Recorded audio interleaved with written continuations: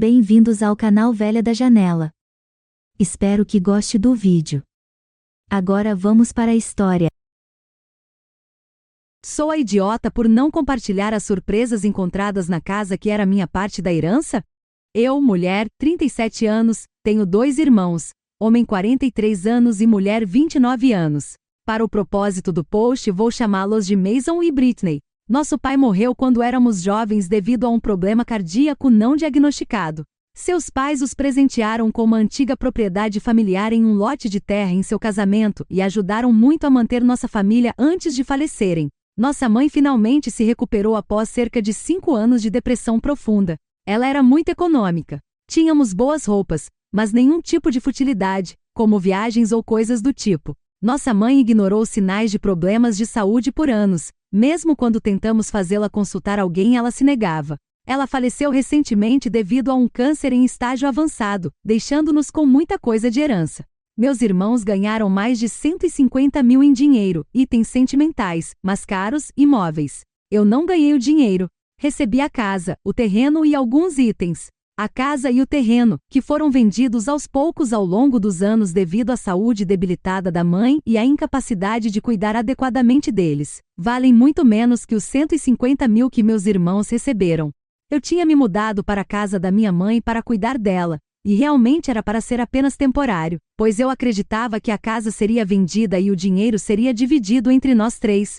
Eu já tinha um plano de dividir um apartamento com uma amiga e a família dela após a morte da minha mãe para tornar esse processo mais tranquilo. A maioria das minhas coisas está guardada em um depósito há quase um ano. Como a única que trabalhava em casa, eu podia observar os profissionais de saúde domiciliar e enfermeiros para ter certeza de que estavam sendo gentis, fazendo seu trabalho e não roubando. Principalmente era para ter certeza de que tratavam minha mãe com respeito e gentileza, mas meu irmão se preocupava com alguém indo embora com sua aliança de casamento, já que ela era muito apegada a ela. Todos concordamos que ela fosse colocada com suas cinzas. Meus irmãos vinham com frequência, de 3 a 6 vezes por semana cada um deles. Mason tinha 2 filhos e Britney só tem um, mas eles também nos visitaram, embora não tanto perto do fim porque era difícil para eles. Então, nas semanas que antecederam sua morte, minha mãe me fez embalar os itens que iriam para cada irmão em caixas grandes e colocá-los de lado. Meus irmãos odiavam que eu fizesse isso, mas entendiam que era o que ela queria. O testamento foi lido, eles verificaram suas caixas para garantir que minha mãe não esquecesse nada quando me dissesse para embalar, e me deixaram em casa. Semanas se passaram e eu finalmente senti que podia começar a fazer coisas na casa. Agora, eu disse que a casa não vale 150 mil, mas o mercado imobiliário está louco, então pensei que era um pouco de sorte. Precisa de reparos: o telhado, a chaminé, o aquecedor de água, alguns canos, as portas e janelas para fins de aquecimento. E tudo dentro é pintado de forma tão escura ou feito de madeira que simplesmente suga toda a luz. Chamei algumas pessoas verificarem o telhado, a chaminé e o aquecedor de água. Meus irmãos se ofereceram para me emprestar o dinheiro, mas recusei, pois estava economizando há um tempo para comprar um apartamento ou algo pequeno, já que sou só eu. Eu também poderia alugar quartos para os estudantes universitários locais para receber parte desse dinheiro de volta. Escolhi tintas para diferentes cômodos, mas decidi deixar o piso de madeira. Conforme comecei a vasculhar tudo na casa que tinha sido deixado especificamente para mim, conforme declarado no testamento, comecei a encontrar coisas. Dinheiro em livros, e há tantos livros. Dinheiro preso com fita adesiva embaixo das camas, dinheiro dobrado em lençóis elegantes, dinheiro escondido no bule de chá e nas xícaras que foram passadas de geração para geração na família e que nunca nos foi permitido tocar por medo de quebrá-los. Encontrei joias em caixas diferentes, escondidas no sótão, nas aberturas, nas gavetas de meias. Algumas eram tão chamativas que tinham que ser de fantasia, mas juntei tudo, graças a Deus que fiz isso, e levei para ser avaliado. O valor das joias é quase metade do que meus irmãos ganharam, até mesmo as que seriam de fantasia valem alguma coisa. Mesmo agora ainda estou encontrando coisas. Encontrei itens antigos, relógios, roupas intocadas e bolsas com etiquetas de preço ainda nelas, cintos e sapatos ainda em suas caixas. Tudo isso estava aparentemente escondido e não era falado. Algumas das roupas ainda tinham até os recibos, e como nem eu nem minha irmã podemos usá-las, levei-as de volta para ver se conseguia os reembolsos ou comecei a vendê-las online, já que, novamente, tudo que sobrou na casa foi deixado especificamente para mim.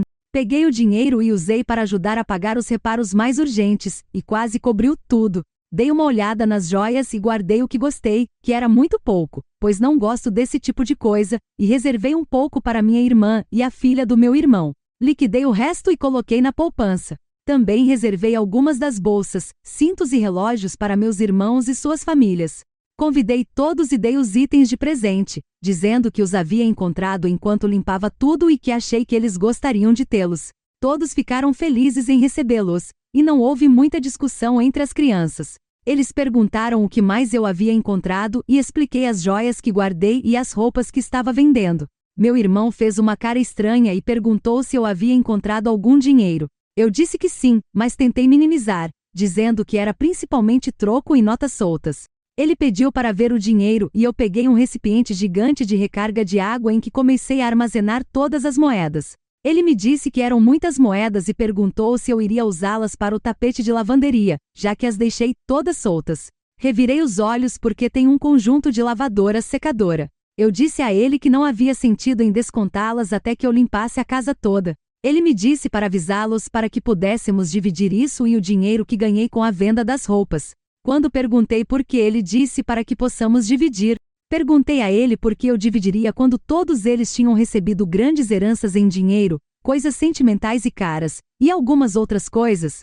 Eu literalmente fiquei com a casa, os problemas, a limpeza e as coisas boas que eu encontrei e que eu pensei que eles poderiam gostar, eu entreguei sem que me pedissem. Ele me disse que eu não precisava ser uma babaca gananciosa sobre isso e para não me importar. Minha irmã me olhou de soslaio, mas não disse nada. Mas eu me sinto culpada por enganar o quanto eu realmente encontrei, mesmo que tudo tenha sido investido para melhorar a casa.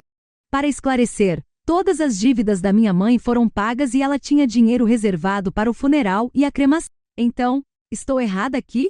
Atualização 1. Primeiramente, eu queria agradecer a todos pelas palavras gentis e conselhos. Eu me senti muito melhor depois de ler tantos comentários. Eu também levei a sério os comentários do tipo "calha a boca", mesmo que alguns deles parecessem um pouco rudes. Vamos à atualização. Minha casa, ainda é estranho digitar isso, já tinha câmeras externas desde quando me mudei e as instalei. Mas eu adicionei mais na linha da propriedade, dentro da casa em pontos-chave e ao redor da garagem. Também coloquei placas de proibição de entrada enquanto procuro empresas que fazem cercas adequadas. Eu troquei as fechaduras assim que li o conselho para fazer isso. Eu não tinha pensado nisso, já que trabalho em casa. Mamãe também mantinha uma reserva escondida em uma planta porque minha irmã costumava perder tudo constantemente. Então eu me certifiquei de removê-la e não substituí-la pela nova. Ainda bem que fiz tudo isso porque 2 dias depois da minha postagem inicial, tive que ir até a cidade para comprar mantimentos e fazer algumas tarefas rápidas. Moro nos arredores com vizinhos um pouco distantes de qualquer maneira, então eles não notariam ninguém passando por lá. Recebi uma notificação no meu telefone sobre movimento e verifiquei porque não estava esperando nenhum pacote. Meu irmão estava saindo do carro, olhou em volta e verificou as janelas. Ele tentou a chave na porta e ficou chateado porque não funcionou. Ele verificou a planta de flores e a chutou. As câmeras ao redor da casa permitem comunicação, então eu apenas disse: "Isso foi rude" no alto-falante. Ele pulou e olhou ao redor para não ver nada. Perguntei o que ele queria e ele exigiu saber por que eu coloquei as câmeras.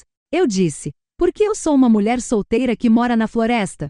Seu idiota. Ele mudou de um pé para o outro antes de dizer que voltaria para que pudéssemos conversar e foi embora.